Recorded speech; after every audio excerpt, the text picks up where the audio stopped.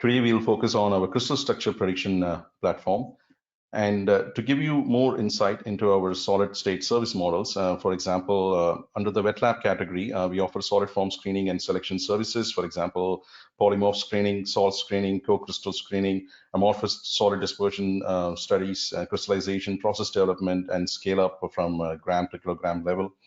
And in the computational screening domain, we offer crystal structure prediction services that we are going to discuss today, and morphology prediction services that we'll present it to you as our next webinar in April. And then we also offer virtual co-crystal, solvate, and salt screening services to all our clients across the globe. Under the materials characterization category, we have several top-tier instruments in-house, and we also offer crystal structure determination through micro-ED and the single crystal XRD models. So with that, I would like to introduce you to our speaker today, Chandler Greenwell. Chandler did his bachelor's in chemistry and applied mathematics from Weber State University in 2015. He worked as an analytical chemist at Allergan in 2016, and he also did an internship at NASA Space Mission Analysis Branch in 2018. Chandler received his PhD in computational chemistry from the University of California, Riverside in 2020. His research was focused on CSP and electronic structure methods. Chandler joined XtalPi in 2021 as an application scientist in the Boston BD team. He acts as an interface between the R&D team and the clients across the globe and is responsible for handling CSP reports and deliverables. He's a great guy to work with. He loves running, reading, weightlifting, and his Legos. And today, he'll walk you through our solid state, a key solid state service area, which is the crystal structure prediction. And before I hand over the screen control to Chandler, I'd like to encourage all the audience out there to use the questions tab to send in your questions during the live session. Don't wait for the session to end, because questions will be taken on a first come, first served basis. And please use the slide numbers if you can when you put in your questions, so that it gives a lot of time for Chandler to take in more questions and make the Q&A session more productive for everyone. Okay, so without further ado, let me pass it on to Chandler.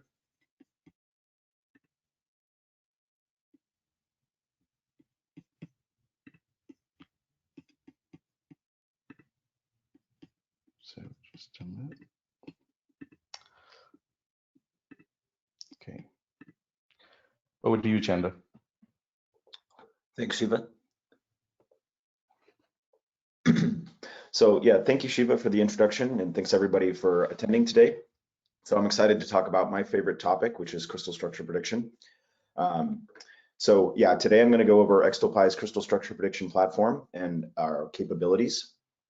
To give you an overview of the talk, I'm going to introduce you to our XTAL CSP algorithm, and then I'm going to go over several CSP case studies. So I'm going to talk about a flexible API that would be very representative of a pharmaceutical compound or an agrochemical compound. I'll give a hydrate example, a salt example, then we'll talk about a highly polymorphic system, and I'll demonstrate our XtalVision software, which is the software we use as a deliverable for crystal structure prediction projects. And then I'll give an example of combining crystal structure prediction with wet lab experiments. And finally, I will end the talk with some examples of CSP Lite, which is a fast CSP algorithm that's useful for virtual screening. So I'll give an example of solubility prediction on some pharmaceutical lead series, and also co-crystal screening using that platform.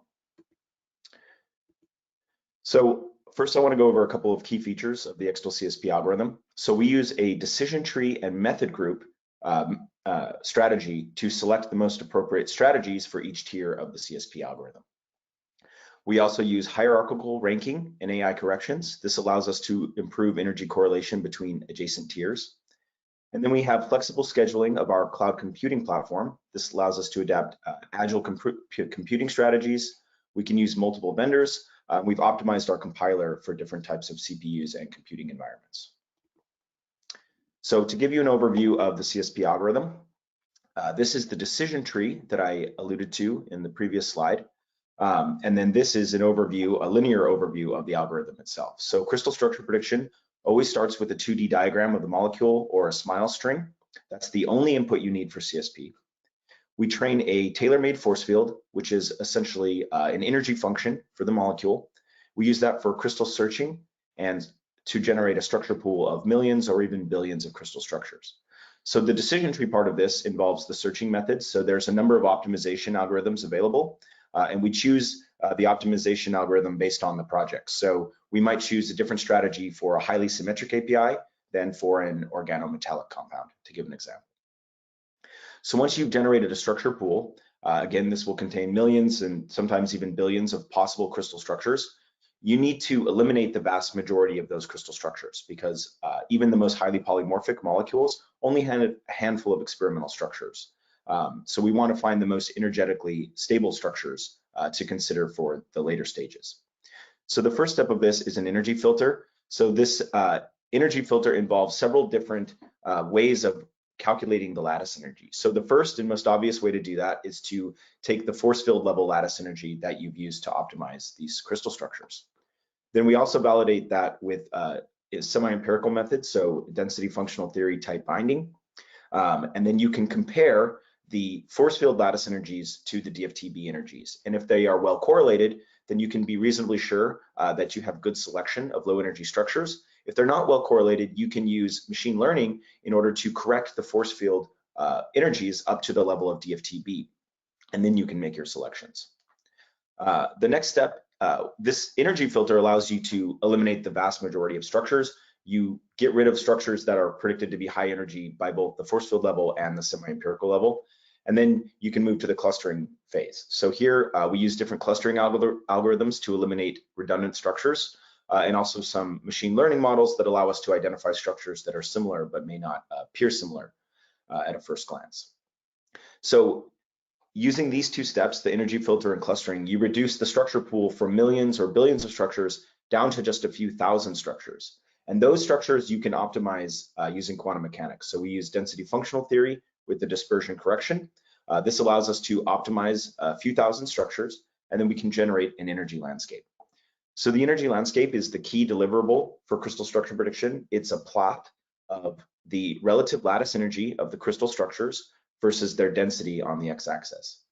And the hypothesis of crystal structure prediction is that the structures with the lowest relative lattice energies are most likely to correspond to experimentally obtained polymorphs. And then there's one additional step that we do in a standard CSP workflow. That's the free energy calculations. And the reason for that is that when you use quantum mechanics to calculate the lattice energy of a crystal, there's no effect of temperature. So that in the vernacular of crystal structure prediction, we would say that those structures exist at 0 Kelvin. But even more accurately, there's no temperature involved at all. But we want to simulate the stability of different polymorphs that we predicted at experimental temperatures, so room temperature or even higher. So we perform MD simulations that allow us to calculate the free energy as a function of temperature. So I want to zoom in a little bit on some of the mechanics of our algorithm. So I mentioned that the only input you need for crystal structure prediction is the 2D diagram, and we train a tailor-made force field for this molecule. So to be very specific, this is what's called a molecular force field, because the only information we have is the molecule itself, which we can optimize with the density functional. And then you can perform what's called the torsion scan. This means that you fix all the atoms in the molecule except for the 4 atoms involved in rotatable bonds. You scan each of those rotatable bonds and you use those potential energy surfaces to train a force field. So this is an energy function that's parameterized to your molecule, and we use that to generate the structure pool, and then we go through the various steps of the CSP algorithm. But you'll notice that we start with a 2D diagram, we make that into a 3D molecule, and we train a force field for that. But when you get to the energy landscape, you have quantum mechanically optimized crystal structures. So you've gone from a 3-dimensional gas phase molecule to 3-dimensional crystal structures. So that actually constitutes a much better training set for training a force field to use to generate crystal structures. So we can retrain the molecular force field to make what's called a crystal force field. And then we can use that new force field to generate a new structure pool. And you can continue this process iteratively until you reach the convergence of the energy landscape. So that's one way that we can be sure that we've quote unquote de-risked the polymorph landscape. By de-risk, I mean we can be reasonably sure that we've found all of the low energy polymorphs for a given system. And then we'll perform the free energy calculations on the structures that are the lowest in energy. So I want to really focus in on the free energy method because this is a crucial part of crystal structure prediction, especially for pharmaceutical or agrochemical molecules where you have flexible molecules rather than small rigid molecules. It's very important to take into account the effect of temperature on these molecules. So we have a rigorous process for calculating the free energy. We actually have several methods available for calculating the free energy. We can use the harmonic approximation and the quasi-harmonic approximation, which are both ways of calculating the free energy through the molecular vibrations. But we also have a rigorous thermodynamic cycle that we use called the PSCP method or the Einstein crystal method. And the idea here is that there's a concept called an Einstein atomic crystal that you're seeing in the bottom right corner. That is a reference state for which we can calculate the Helmholtz free energy analytically. So we use a series of molecular dynamics simulations to connect any polymorph in the landscape, so denoted here by polymorph I in the top left.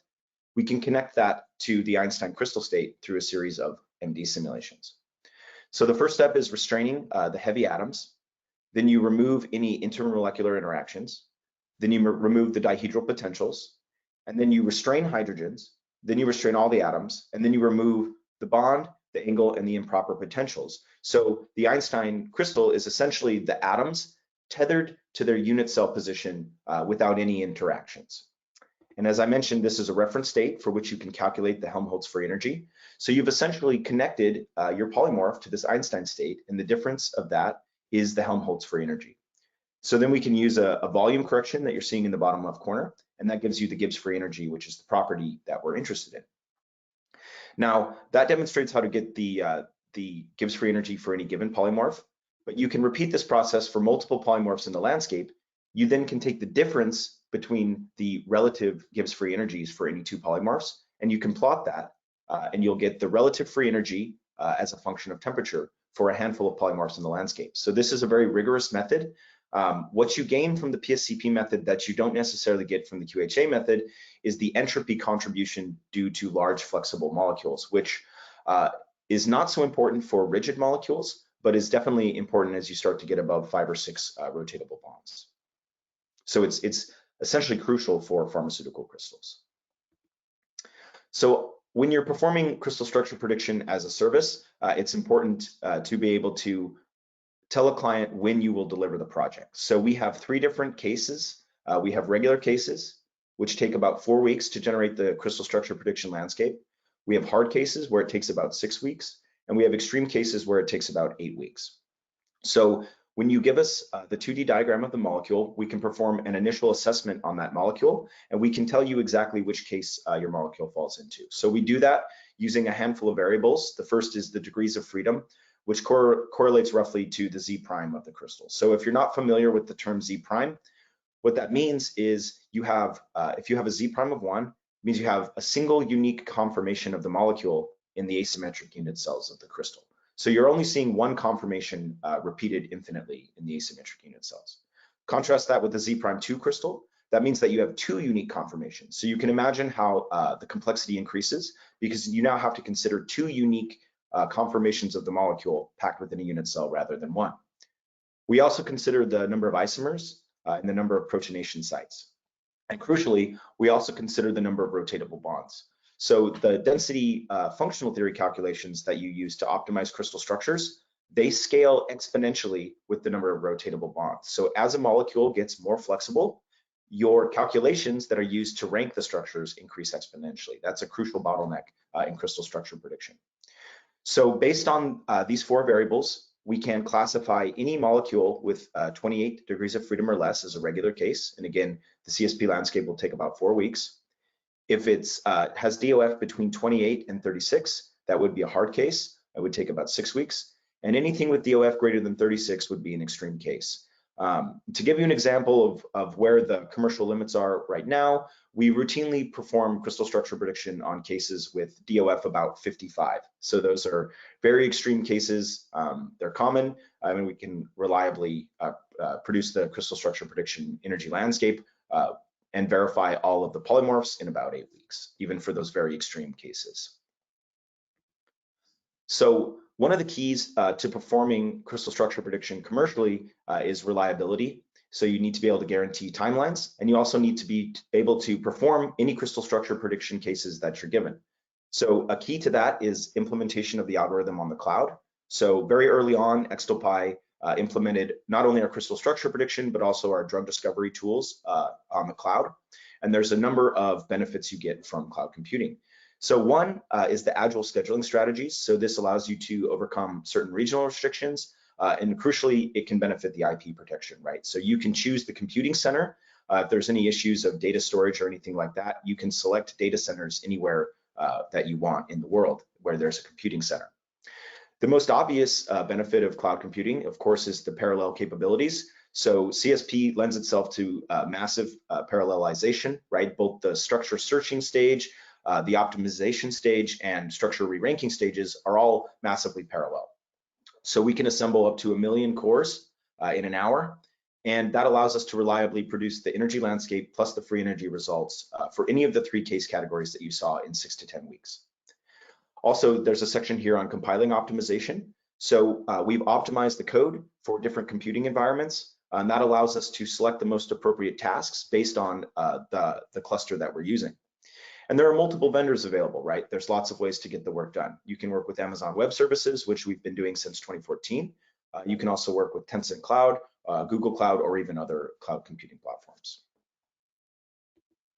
So in the second part of the talk, I'm going to go over some CSP case studies. And I'm going to start this off by talking a little bit about the capabilities that we've developed over the last few years. So a typical CSP project involves first the CSP work, which gives you the energy landscape. Then the stability evaluation at different temperatures, that's the free energy. So that's how we account for how the stability of different polymorphs changes as a function of temperature.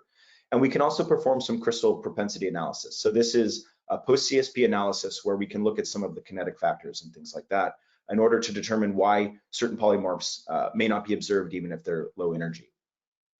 And then we can cross-validate against experimental observations. This is really useful for de-risking, and I'll give a couple examples.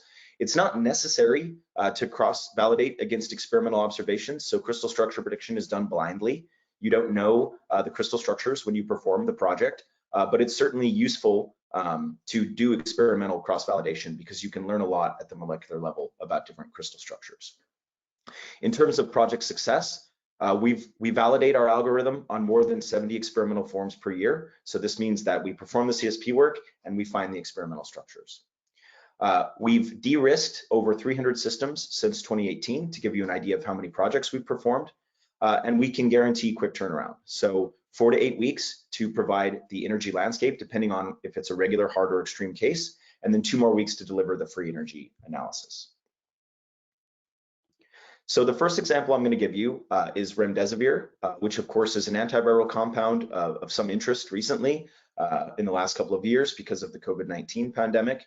And this is an example of a fairly typical pharmaceutical. You have 16 rotatable bonds, so it's a fairly flexible small molecule. You have enantiotropic polymorphs, which is interesting because it means that the free energy as a function of temperature calculations are crucial in order to de-risk the polymorph landscape. And we performed a Z'1 search, which has DOF of 28, which qualifies as a regular case. Now, there is a Z'2 polymorph of remdesivir. We didn't perform CSP work on that one for the paper that you're seeing referenced in the bottom left, but that is not the most stable structure as room temperature, which is why we omitted it from that study. So I have some images here to show you what a crystal structure prediction deliverable will look like for a typical pharmaceutical. So on the left, you have the energy landscape. So the y-axis is the relative lattice energy in kilojoules per mole of different crystal structures that are predicted, and the x-axis is the density of those structures. So we've highlighted structures in the landscape that correspond to the experimental structures. So you're seeing that the lowest energy structure in purple is form 4 of remdesivir, and the second lowest energy structure corresponds to form 2 of remdesivir. And how do we know that? If you look on the right, we have a structure overlay with the experimental single crystal structures. So the first one is the rank 1 structure versus the experimental form of structure 4, form 4 of remdesivir. So what you do to compare structures is you overlay 15 molecules in a predicted structure with 15 molecules in the known experimental structure, and you compare the root mean square deviation of their atomic positions. And if that RMSD differs by less than 1 angstrom, you can be pretty confident that you've found a match, a structure match. So the overlay between form 4 and the structure X1 in our landscape is 0.368 angstroms. So those are a good match. Similarly, we see an RMSD of 0.44 between form 2 of remdesivir and the second lowest energy structure in the landscape. So in terms of crystal structure prediction, that's a pretty good outcome. The known experimental forms correspond to low energy forms on the crystal structure prediction landscape. That's the first step, right? Making sure that you find the experimental forms. It's good news that they're low in energy compared to other polymorphs. That means that there's less risk.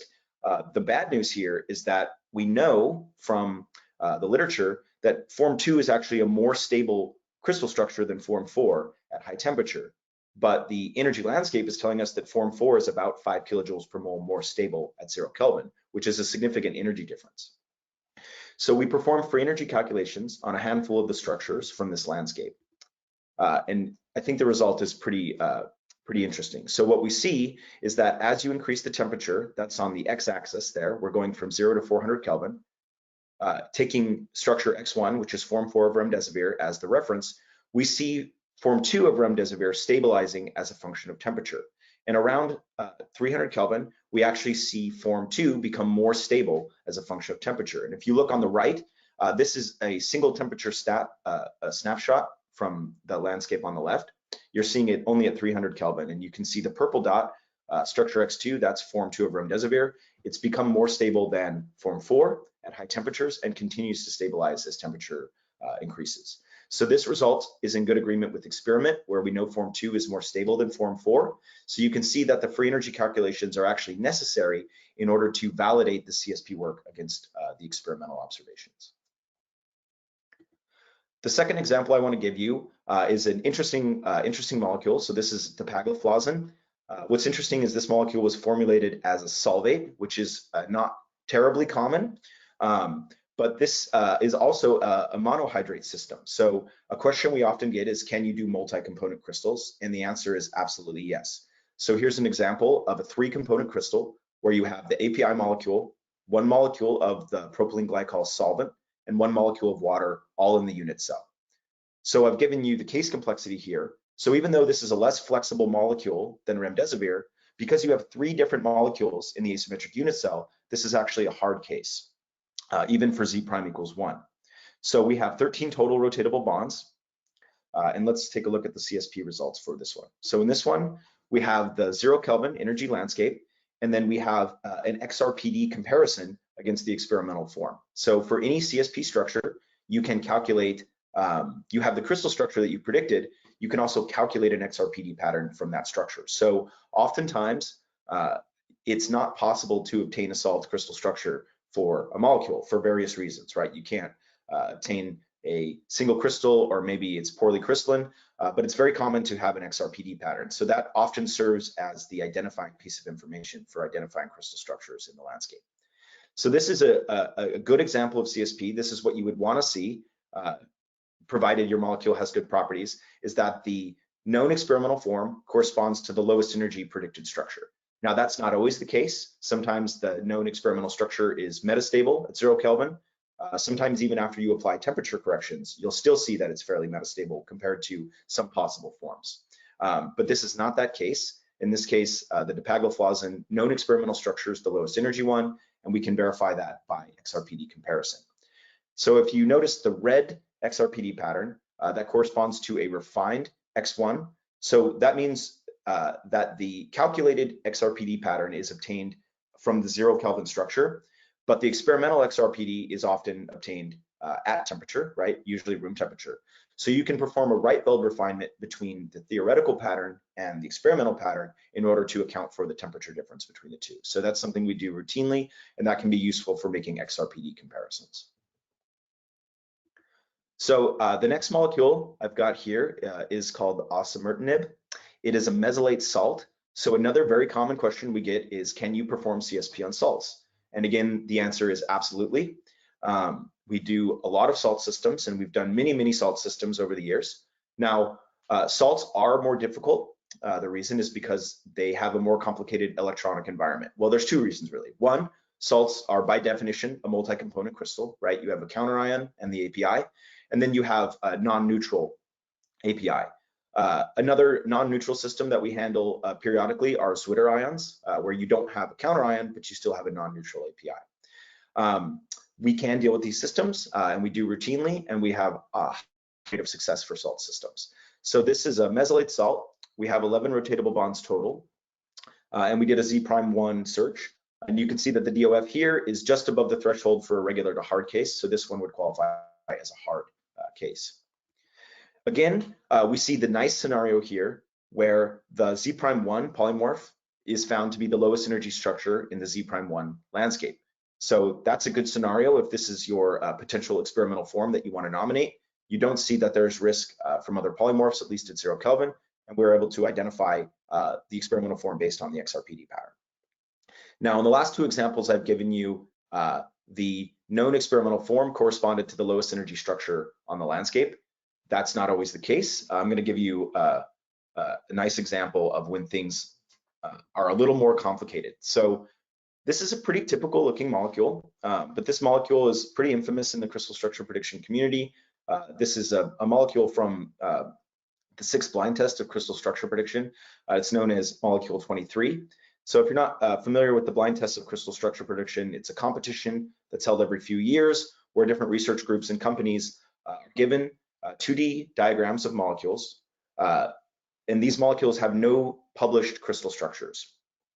So the goal is to use different CSP algorithms and techniques to try and accurately predict those structures blindly. Now, when you perform CSP commercially, every test is a blind test because you'd never know the crystal structures. That's not the point, right? The point is to de-risk the landscape, not to just validate the known experimental data. So every case is a blind test, but this is an explicit test of that that's conducted every few years.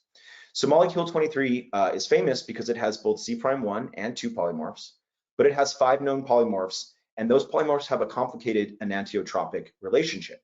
So the most stable form changes as a function of temperature. So we performed a Z'1 and a Z'2 search on this molecule 23. So now I'm going to break away from my presentation for just a minute, and I'm going to give you an example of a XtalVision report, which is the reporting software we use when you perform crystal structure prediction with us.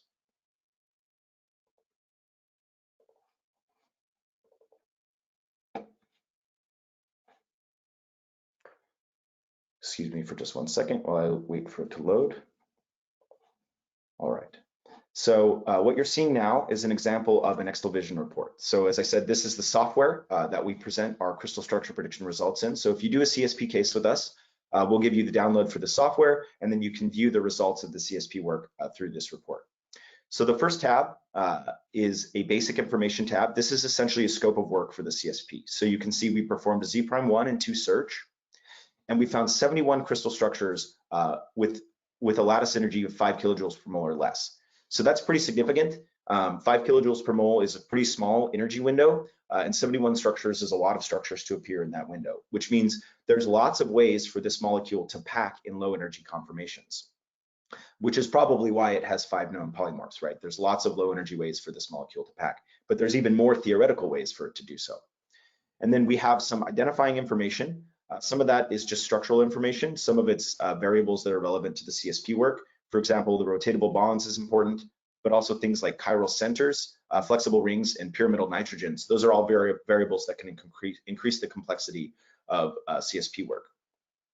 There's also a preliminary result tab. So I'm just going to skim over this quickly because we're going to go into the details, but this is useful if you have a project and you need to quickly recover the details of the project. You can just quickly scroll through the preliminary result, or if you're showing the key results to coworkers or collaborators, this is a really easy tab to just go through the most important results. We're going to go through the details because that's the purpose of today's talk. So I'll start with the conformational analysis. So when you perform CSP, you start with a 2D diagram. The first thing you need to do is optimize that molecule in 3 dimensions to find the low energy conformations. In the case of molecule 23, we see that there's really only one low energy gas phase conformation. Sometimes, especially if you have flexible rings, you can see that there are significantly stable or multiple significantly stable conformations like chairs or boat conformations, maybe even multiple chair and boat conformations if you have multiple flexible rings. That's not the case for molecule 23. This is the low energy conformation. And then to train the force field, the tailor-made force field, we use a torsion angle scan. So in this chapter, you're looking at the conformation energy. We have a three-dimensional representation of molecule 23, and you can interact with this molecule in 3 dimensions. And every one of these red numbers corresponds to a dihedral angle. So the report defaults to this angle 1 here, and all this information below and to the right corresponds to that dihedral angle. But you can select any dihedral angle here, like I'll select 3 just to show you how it changes. Then I'll go back to 1 and explain exactly what this dihedral angle scan is. So I like the 2-dimensional representation personally. This is a potential energy surface of that rotatable bond. So what you do is you freeze the atoms in the molecule, except for the atoms in the rotatable bond. You then rotate that bond in 360 degrees, and you calculate the energy in every 10-degree increment. And you use those energies to train the force field on the conformations of that molecule. So this potential energy surface is showing you the relative energy of the different conformations versus the degree or the angle in degrees. So you'll notice that there's some high points in this potential and there's some low points that correspond to the low energy structures, conformations. You'll also see this histogram. So on the right here, we have this structure count, and then you'll see another y-axis on the right. So if you look right here, the structure count is 21. What that means is that there are 21 crystal structures in the energy landscape that have this particular angle of phi1. The general consensus, right, I'll just click on another angle just to show you. Usually, this is exactly what you see, right, that we don't see crystal structures with these metastable conformations. Most of the 3-dimensional crystal structures, so the solid state structures, have low energy conformations of the molecule in the solid state. The next section of the report that I'm going to present is the searching chapter. So there are roughly 230 crystallographic space groups. You don't need to search all space groups every time you do CSP. In fact, most CSP work is done on Z prime 1 and 2 systems. You can, in all the space groups that you're seeing here, are the space groups that are observed for 98% of Z prime 1 and 2 structures. But just because you search a space group doesn't mean you're going to find low energy structures with that particular space group. So you'll see a colored dot next to a few of the space groups. Those are the space groups for which we found low energy crystal structures. So even this is more space groups than was necessary to find all the low energy structures, but you want to consider enough space groups that you can thoroughly de-risk the system. Now, every now and then we do a Z prime 3 or 4 project. Obviously, you need to consider different space groups based on the Z prime or the symmetry. Also, if you know that you have a polymorph or a form with a very rare space group, it's important to know also for crystal structure prediction work because you can explicitly consider that space group. It's also possible to do CSP with all the space groups if it was absolutely necessary. So the next chapter is the low energy structure analysis chapter. This is really some of the most important information in the report. This is the crystal structure prediction energy landscape. So I've said it a few times, but the energy landscape is a plot of the relative lattice energy on the y-axis versus the density of the structures on the x-axis. So relative lattice energy means that you take the lowest energy structure and you say that that has lattice energy 0, and then every other virtual polymorph has a higher lattice energy. So the report defaults to the lowest energy structure, so that's structure rank 1, form x1, and then all of this information is specific to that molecule. So the space group, cell lengths, cell angles, density, and relative lattice energy. You'll also see the asymmetric unit of that particular crystal. So this is a Z prime 2 crystal. So if we look at the asymmetric unit cell, we see 2 unique conformations of the molecule in the unit cell, or asymmetric unit cell. We can increase it to the unit cell now, where you see the unit cell and you can see how there's 4 molecules packing in there. You can also increase larger, so you can look for symmetry in the crystal, or if there's void spaces, you could even go all the way up to 3 by 3 if you felt so inclined. We also calculated an XRPD pattern for every predicted structure, and there's a lot of useful information conveyed in this chart. So first of all, the circles represent Z prime 1 structures, so you can hone in on just Z prime 1 or Z prime 2, which are represented by squares, and then the different colors represent the different crystallographic space groups for which there are low energy structures. And the map is totally interactive, so if I just pick a random polymorph, X97, all this data on the right changes accordingly. So now we're looking at the information for structure 97, and you can look at the asymmetric unit cell and interact with that completely. You can also download the CIF file for any structure or the XRPD for any structure. The next chapter is the experimental data analysis chapter. So here we take the energy landscape and we compare the predicted structures either to XRPD patterns or to solved crystal structures. Now, this isn't necessary for crystal structure prediction.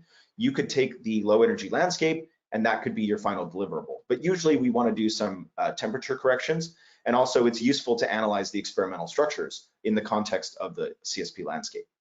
So the good news here for molecule 23 is that all 5 known polymorphs were found in the region below 5 kilojoules per mole. The bad news is that the ranking of these structures doesn't necessarily correlate to the experimental structure.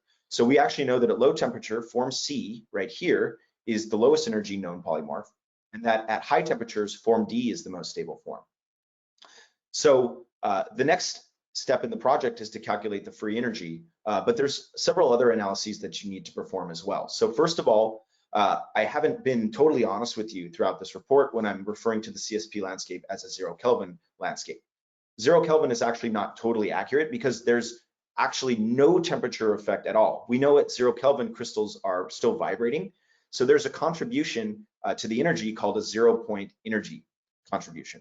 You can calculate that by displacing atoms in each crystal. So for molecule 23, you really need to throw all your computational tools at it. So first, you have to calculate the 0 point energy. Also, the density functional that you use to optimize structures is not necessarily the best density functional for calculating the lattice energies. So we always cross-validate our density functionals, we always compare multiple density functionals against higher level quantum mechanical calculations in order to make sure that we're calculating the most accurate lattice energies for a crystal. So in this case, the B3 D star, which is a hybrid density functional, is the most accurate density functional for this system. So you have to re-rank the structures with that density functional. So to get an idea of what that looks like, let's take a look at the hybrid re-ranking. So you can see with OptPB VDW, form B is more stable than form C, but if you recalculate the lattice energies, form C stabilizes with respect to the other polymorphs. And that's actually in good agreement with the experimental observation that form C is the most stable form. But this analysis is not based on the experimental data, it's based on comparisons of interaction energies. So if you compare interaction energies computed with different density functionals to a higher level of quantum mechanics, you actually see that the B3-LIP model is the best one for this particular system. It's not always B3-LIP, oftentimes it is OptPB VDW, and very often it's PB0MBD. So to go back to the free energy landscape, we see a really complicated behavior for molecule 23 as temperature increases. So first of all, if you calculate the 0 point energy and you re-rank with a hybrid functional, and then you perform the free energy calculations, you see form C destabilizing as temperature increases, which is exactly what you see experimentally. Form C is the most stable at low temperatures, and then it becomes less stable as temperature increases. Furthermore, you see form D here, which is in orange, becoming more stable as temperature increases. So I've chosen form D as the reference form, so it's the 0 across here, but you see it becoming more stable because all the other forms are becoming less stable with respect to it. So if we go over here on the right and we just zoom up to 300 Kelvin, we can see that form D very narrowly becomes the most stable form. Form A is also a fairly stable form. It is less stable than form D, but competitive slurry experiments have shown that it can be quite stable on its own for even months at a time. So that's an interesting form as well. And if you've ever had a formulation project where you had multiple stable polymorphs, then you probably understand the headache of a system like this. Hopefully not though, because this is a really challenging system. But we see form D continue to become more stable as temperature increases. So if you throw all your computational tools at this molecule, you can de-risk even a very complicated case like molecule 23. So that's an example of our XtalVision report. I now want to jump back to our presentation. So I'm just going to switch back to my slides.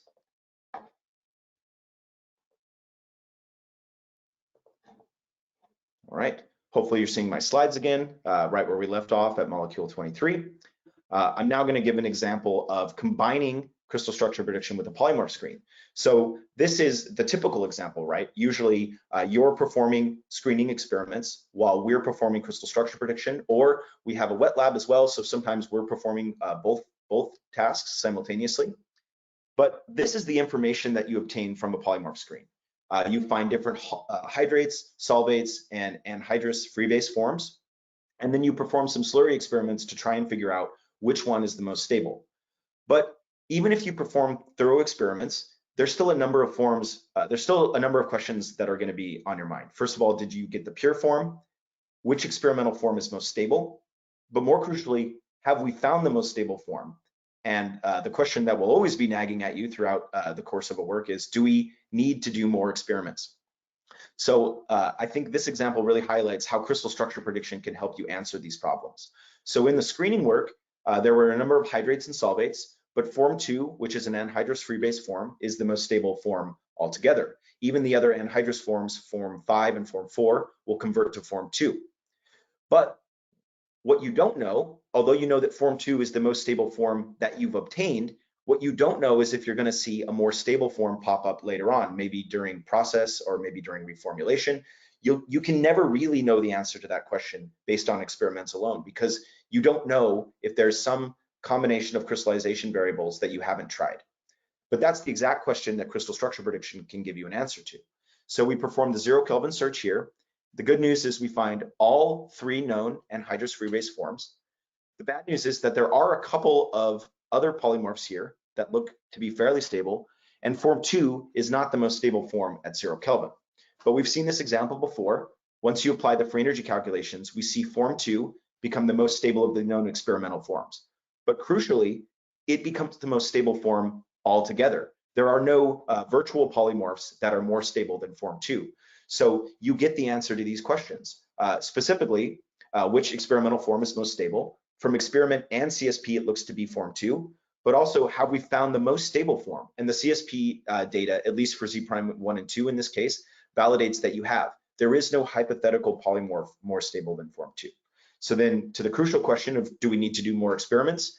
Probably not polymorph screening experiments. Now, if form 2 doesn't have good properties, then you may need to do a salt screen or something like that in order to find a better form. But in terms of polymorph screening, you can be pretty sure that you found the most stable form. So those are all the examples I have of applying crystal structure prediction for de-risking. So there's really 3 ways that you can think about using CSP data. The first is obvious, that's the de-risking tool. The second is it gives you a lot of confidence in nominating a solid form. So if you can nominate the right solid form as early in the development process as possible, in a perfect world in the preclinical phase, you won't have to do any expensive reformulations later on in clinical phase 2 or phase 3. That can save you millions of dollars. And the third benefit you get from crystal structure prediction are the structures themselves, right? You now have 3-dimensional crystal structures for your known experimental forms and for other possible forms. And those serve as the basis for a lot of really useful modeling that we can perform. And I hope to give another talk this year on post-CSP analysis. So things you can do using crystal structures and all the interesting formulation problems you can solve there. So stay tuned. But now I want to give you an example of CSP Lite for drug design and discovery. So CSP Lite is a fast CSP algorithm. And the purpose of CSP Lite differs from our standard CSP. The purpose is not to de-risk. In fact, we don't recommend this for de-risking. It is a virtual screening tool or a drug design tool. It's very fast compared to CSP, and it's very similar in principle. We still start with a 2D diagram. We train a molecular force field, but then the way that we save a lot of computational time is you generate a very large structure pool for reasons that I'll explain in a moment, but you don't have the iterative part of the algorithm. So once you optimize the structures, that's your final landscape. You're not retraining the force field and repeating the work iteratively. And in that way, you can save a lot of time, but you cannot truly guarantee that you've de-risked the system. You can only be sure that you've found possible low energy structures. But the way that we do determine convergence for these projects is by looking at the structure pool itself. So we'll create a very large structure pool. And when you see the same low energy structures being generated continuously, you can be pretty confident that you have a well-converged energy landscape. You just can't be as confident as you are with a typical, with a standard CSP project. And that's why the use case is a little bit different here. So CSP Lite is very fast. We restrict it to Z prime 1 cases. because the complexity is just too much for CSP Lite for Z prime 2. But if you have fewer than 5 rotatable bonds, we can do CSP Lite, which includes the calculation and the delivery of the report in 1 week. For a system with between 5 and 9 rotatable bonds, we can do this work in 2 weeks. For a system larger than that, we would just recommend standard CSP. So if it's has more than 75 atoms or complicated groups like large flexible rings, we would just recommend that we do a standard CSP. So we wouldn't recommend more complicated cases for CSP Lite.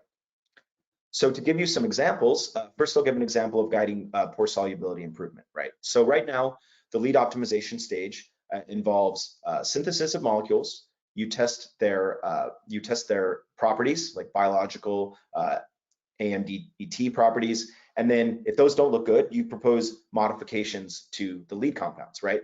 All along, you're assessing the solubility, right? So if you have a molecule with good properties and good solubility, you have a drug candidate. But what if you have a molecule with really good properties but not so great solubility? You can work with that, right? You can reformulate if it's a grease ball, and there's other things you can do if it's a brick dust, meaning that the compound doesn't dissolve readily. But what if you could propose the modifications of the R groups rationally? So that's the idea behind CSP Lite for solubility calculations for CSP Lite. So we can use this, and we demonstrated this on 2 pharmaceutical lead series, on a benzodiazepine and on a biphenylurea compound, where we use this thermodynamic cycle to calculate the log of the solubility.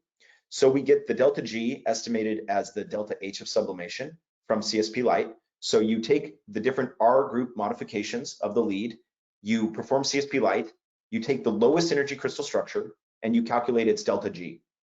You then take the gas phase molecule and you solvate it in water, and that's where you get the delta G of hydration. And then you can estimate the log of solubility. Not only that, because you've separated the solubility into the sublimation and hydration terms, you can actually diagnose if poor or good solubility is due to the compound being a brick dust or a grease ball. So it lets you actually diagnose the problem with the molecule a little bit, and it also lets you calculate or estimate the solubility. Now, I should mention these are relative solubilities. It's very difficult to calculate absolute solubilities. So how does this work? So we looked at 19 modifications to the benzodiazepine molecule. So each one of those is a CSP Lite case, so 19 total. And we looked at 12 modifications to the biphenylurea, so 12 separate CSP Lites. Then we calculated the log of the solubility and compared it to the experimentally obtained log of the solubility. So what you see is that in both cases, using CSP Lite, we were able to identify the 2 most soluble molecules from those lead series. So you can imagine using this type of technology to guide your drug discovery efforts. We'd be happy to talk to you about that if you're interested. Another obvious application of CSP Lite is virtual screening, right? So when you have a good API, like you have excellent biological activity, looks like you have a really good molecule, maybe best in class or first in class, but it has poor physical properties, then you're going to look to do a solid form change, right? You might be looking, the most common by far is to make a salt. Co-crystals are also becoming very popular. In some cases, you'll even go for an amorphous formulation. But virtual screening, screening experiments take a lot of time and resources. And there's always some ambiguity, right? It's always that question of, is there a better form out there if I just do more screening experiments? So there's definitely a desire to do virtual screening to guide your experiments. So we chose this example of co-crystal screening. We picked 2 molecules that have multiple known co-crystals, indomethacin and paracetamol. And the reason we chose these molecules is because there are virtual screening tools out there. There's physics-based models, and there are many, many machine learning models for co-crystal screening, solvate screening, etc. And they work really well sometimes, especially if the co-crystallization is driven by hydrogen bonds, etc. They don't work so well when the long-range order of the crystal is driving crystallization. In fact, they fail miserably. They have almost no predictive power. And these are both examples where that's the case. The knowledge-based methods, the physics-based methods, they are very poor at predicting the propensity of co-crystal formation for both indomethacin and paracetamol. The hypothesis has been that it's the delta G of co-crystallization that's driving the co-crystal formation. So we put that to the test with CSP Lite. So for each API coformer combination, we perform a CSP light. So every one of these red bars on the left and right represents a CSP light. And then we rank them by their lattice energy. So the lower the lattice energy, the more likely we predict that co-crystal is to form. And in green, you can see which of the co-crystals correspond to experimentally obtained co-crystals. In red, that means that a co-crystal experiment's been performed, but no co-crystal was obtained. So for indomethacin, you see that all 4 known co-crystals are predicted in the 6 lowest energy CSP light structures. For paracetamol, you see that all 5 known co-crystals were predicted in the top 6 recommendations. So we see highly accurate co-crystal prediction using CSP light, and there would also be some potential to use this for salt screening. And we have another publication. It's submitted. It's in review right now. I hope to share that on LinkedIn with the community shortly, where we actually use we use this exact platform to predict some co-crystals that were then discovered experimentally. So we're really excited about that and hope to share that soon. So that's everything I have for this first webinar on crystal structure prediction. There's definitely a lot more to talk about, many interesting examples. We could really get into the details, and hopefully we can cover that in a future webinar series this year. So thank you so much, and I'm happy to take some questions. Thank you, Chandler. It was a fantastic presentation. I hope everyone enjoyed hearing about the details of our CSP platform and workflow. So let's move on to the Q&A session. So the first question corresponds to slide number 6.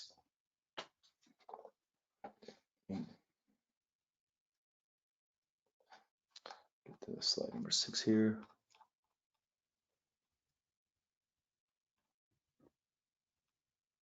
Slide 6, yep. Still waiting to see your screen. Oh, here we go. Okay. Do you sample molecular conformations separately from crystal packings, especially for the more flexible molecules?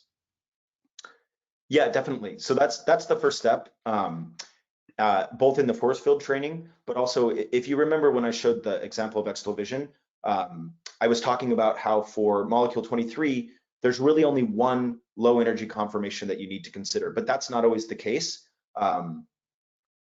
Commonly, you have between 2 to 4 low energy conformations that are separated by some sort of energy barrier. So you do a lot of conformational sampling, and then you start to generate the structure pool. But the generation of the structure pool also involves random iterations of the molecules. So you're overcoming energy barriers and things even with your structure pooling. But that's considered explicitly before the structure pool is generated as well.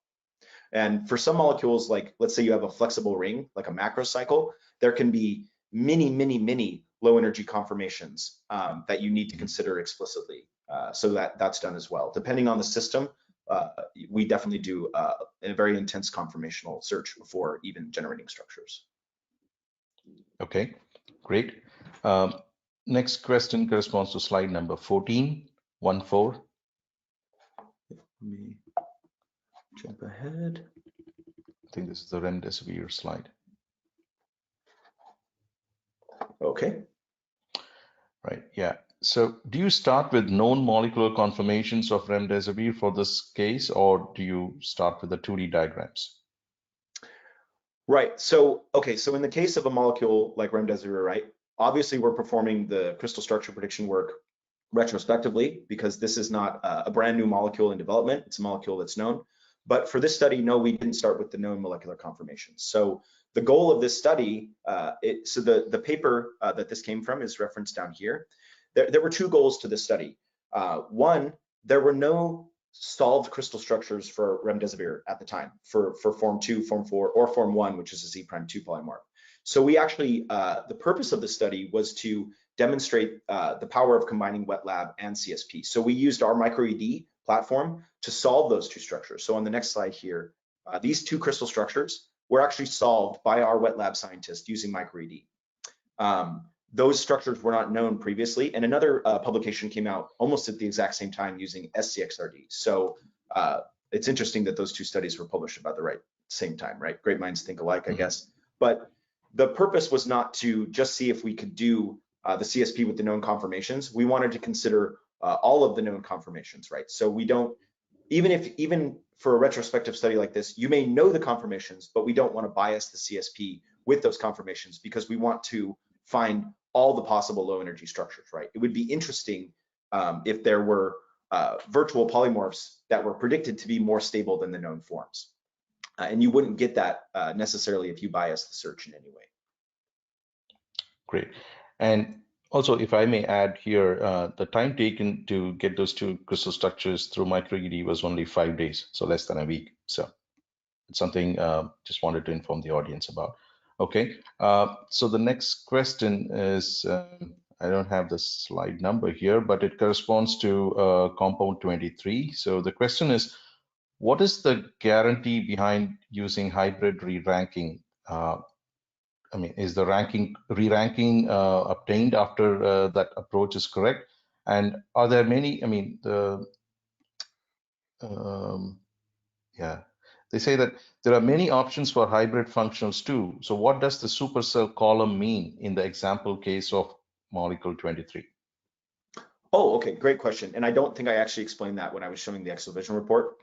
The supercell corresponds to the MD simulations. So that's one example of using a force field, tailor-made force field for MD, is that we can generate supercells, right? If you're calculating free energies using DFT, you have to restrict yourself to a unit cell, and there's a lot of problems with that due to convergence of the frequencies. So that's actually a whole nother issue that we could discuss. But the hybrid re-ranking is a really good question and a really good point that I'd like to spend a moment on. So if you don't know anything about DFT, then this whole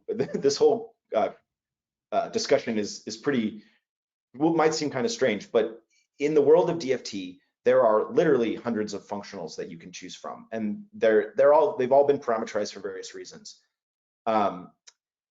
It's generally a concept in DFT called the Jacob's ladder of DFT functionals. So by incorporating different physics, you can improve the description of a system.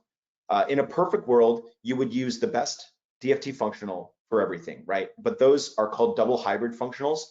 They are really computationally expensive. In fact, you almost can't even apply them to a periodic system. The next rung down on that Jacob's ladder would be called a hybrid functional. So the B3 D star functional that I mentioned for molecule 23, that's a hybrid functional. And then the next rung down is functionals like PBE or the opt PBE VDW functional that we used in that example.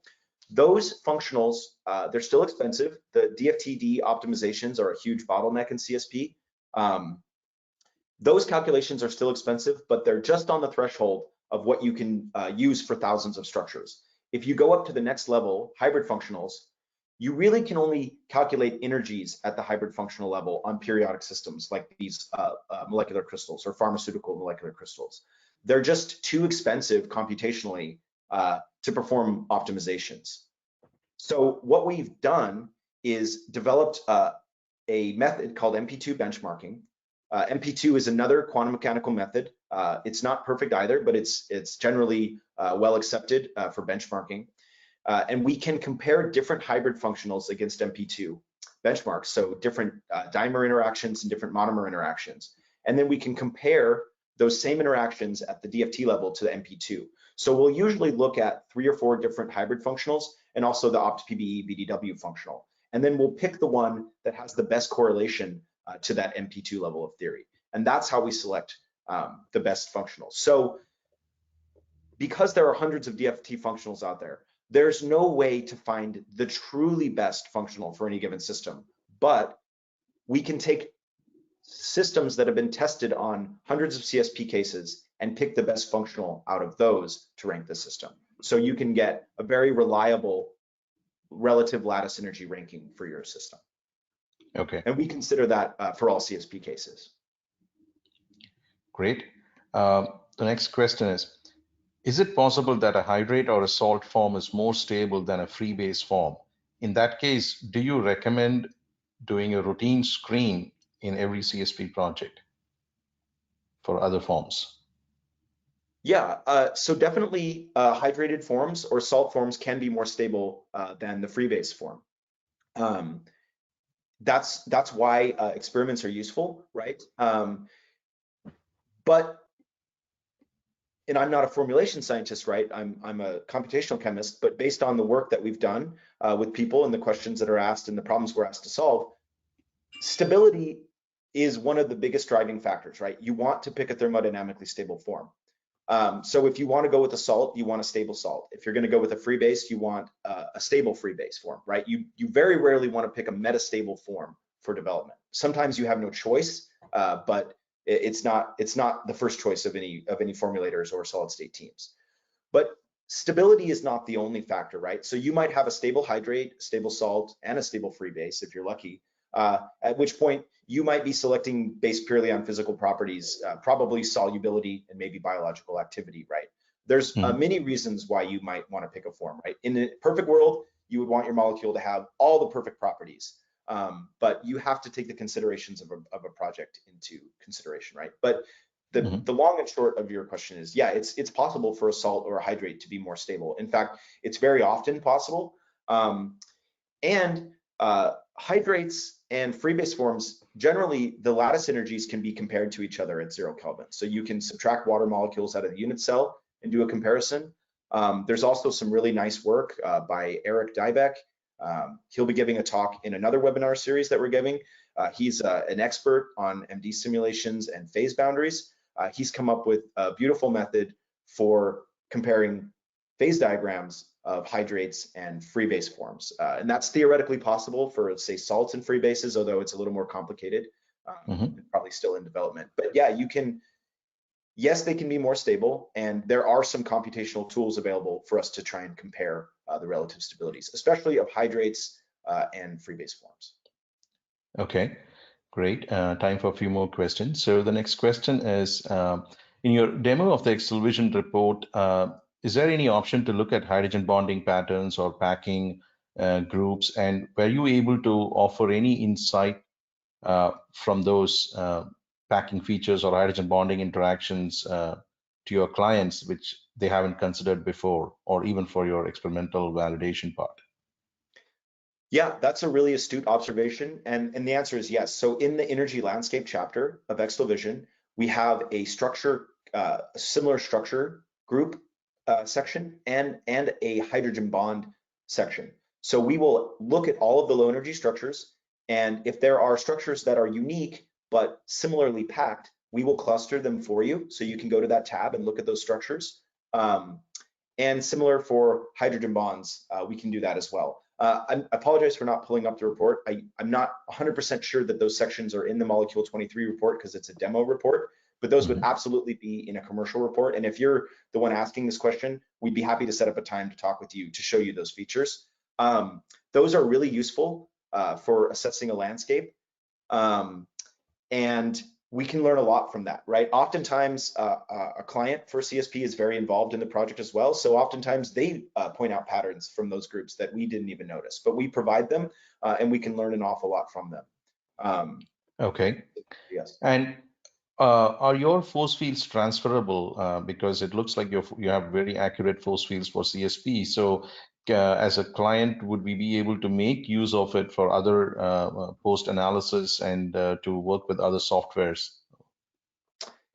Yeah, so so you own the data from a CSP project, right? So the force field parameters were parameterized on your molecule. We do the fitting because that's our job as the CSP vendor, but the force field parameters are yours. So we can provide them to you in a format that you can use. Are they transferable? That's up for debate because, like I said, it is a tailor-made force field. So the molecular force field is trained on the molecule, and the crystal force field is trained on crystal structures, right? So those are very specific applications. Whether those would transfer directly, I don't know what type of MD modeling you want to do, but you might need to do some reparameterization depending on your specific use case. For example, we have a morphology prediction service where we also use tailor-made force fields to do morphology predictions. We have to reparameterize the force fields to deal with solvent interactions because those simulations take place in solvent. So it may not necessarily be transferable to your interaction, but the force field parameters are yours. Sounds good. And by the way, we are going a little bit over time because the questions are really interesting. So I hope the audience don't mind. So the next question is, How often is the experimental structure the lowest energy structure in your project? That's the million-dollar question, right? And the answer is pretty often. I don't have an exact statistic because it also depends on the hybrid re-ranking, right? Sometimes the experimental structure is not the lowest energy structure with OPT-PB VDW. I think molecule 23 is a good example of this. Remember, I showed you that initially, in fact, I think I can pull up the report to show this. I think that would be useful just to give an example of this. Okay, while you're pulling up the report, let me ask another question. Can you handle disordered systems? Absolutely. Yeah, and we can actually do some really interesting analysis based on whether it's a static disorder or dynamic disorder. So the dynamic disorder, you'll definitely see in some of the MD simulations that we do. We can do some analysis of dynamic disorder. In static disorder, you can analyze based on predicted crystal structures. So you can look at the structures you predicted, and you can usually find, let's say it's a 50-50 disorder, right? You've got two conformations about some functional group. You can actually generate supercells and do some lattice energy calculations on those disordered structures. So there's lots of interesting analysis you can do with disordered systems. Okay. So Can you do structures with Z prime too? I think you already answered that question, right? Yeah, absolutely, absolutely. Okay. We've actually first of all, can everybody see my screen again? Yeah. Okay, great. Yeah, so first of all, Z prime 1 and 2 are just the most common projects, but we can go up to Z prime 6. That's not very common, and you would need to do that on a small molecule, but we have done it. In fact, in the recent blind test, there was a Z prime 5 molecule, I believe, where we found all the experimental structures. But you do have to consider the degrees of freedom, right? So if it's a small molecule, you can definitely go pretty high in the Z prime. If it's a molecule like remdesivir, probably you would not do a Z prime 4 search on a molecule that flexible, right? Because it'd be extremely high. But we've considered cases up to about DOF 60 for commercial cases. To jump back to the energies, how often does the structure correspond to the 0 Kelvin structure? Let's look at the hybrid re-ranking here. So we know form C of molecule 23 is the low temperature stable form. At the opt-PBE VDW level, it's actually predicted to be the second most stable. But when you re-rank with the hybrid functional, so once you re-rank with the best functional for the system, it's very common that the most thermodynamically stable form is the 0 Kelvin stable form. I would say the second most common scenario is the experimental form isn't the lowest, but it's one of the low energy forms.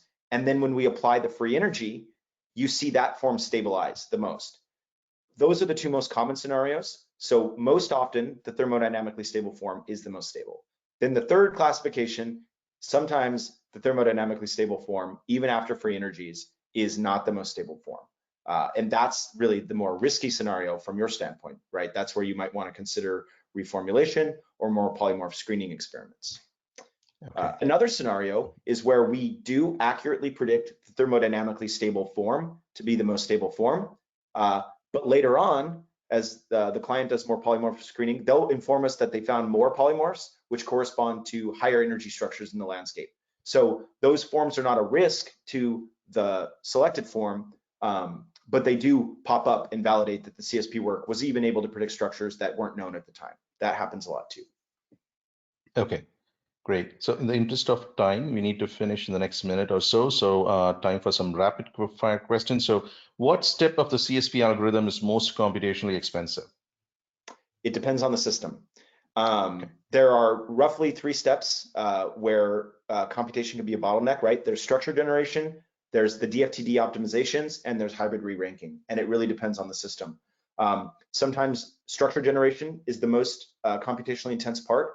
Sometimes it's the DFTD re-ranking because sometimes you have a really, really dense low energy landscape. So you have to perform thousands and thousands of DFTD optimizations. That's obviously going to be the bottleneck.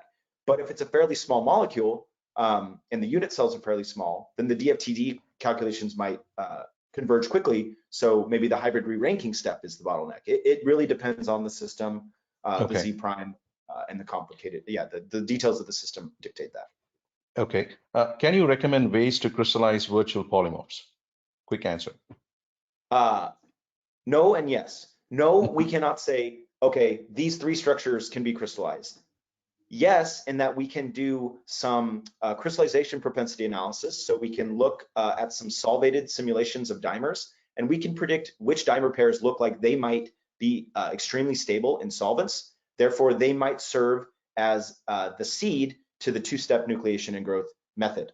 That's the way that that could be done. We also have some R&D work going on templated nucleation. So using polymer or crystalline templates in order to induce nucleation. That looks really promising from an MD standpoint. So stay tuned. Okay. Okay, last question for the day. So it seems like CSP is good at predicting the correct crystal structures of small molecules. So what is next? That's a great question. Yeah, so the real bottleneck to doing larger molecules is the DFTD optimization. We are just not at a place where you can calculate accurate enough lattice energies with a force field, even machine learning potential force fields. There's promise there. If we can create machine learning potential force fields or some sort of force field that can reliably rank structures as accurately as DFTD does, then we can dramatically improve the speed of these calculations. And if you can, if you reduce that scaling problem, right? Because force fields are an order of magnitude faster, then you can do larger, more flexible molecules. Just because you can do that, though, doesn't mean you can accurately predict those crystal structures, right? Because as you get more flexible, there are many millions more possible crystal structures. So that hypothesis remains to be tested. Right now, the limit is probably somewhere around 25 rotatable bonds for Z prime 1, and that would be an extreme case. But that's definitely the next step, right? Is reducing. As you can see, though, even DFTD is not always accurate enough. Take the example of what I'm looking at right now, right? You need a hybrid functional. So we're not there yet. There's a lot of research to get those more accurate force fields, though. That would be the key. Okay, going great. larger. Thank you very much, Chandra, for the wonderful presentation today. Really appreciate your time, and also thank you all for taking the time to attend this solid state webinar series organized by XtalPi. So with that, we come to the end of this nice session today, and I'd like to thank you all for your attention. And so regarding what's coming up next, so next webinar in the solid state category is on April 19th, Wednesday at 11 a.m. Eastern time. And the topic is morphology prediction workflow. Chandler will walk you through our morphology prediction workflow and give you some examples like how we did today with the crystal structure prediction platform. So we're looking forward to your attendance, and please kindly spread the word with your friends and colleagues in the industry. And please send me your comments and feedback about how the session panned out today. And if you have any further questions, feel free to send them our way. Once again, my name is Shiva Sekran. I'm the Senior Director of Business Development at XtalPi in Boston. My email ID is sivakumar.sekran@xtalpi.com. So thank you once again for your kind attention, and see you soon.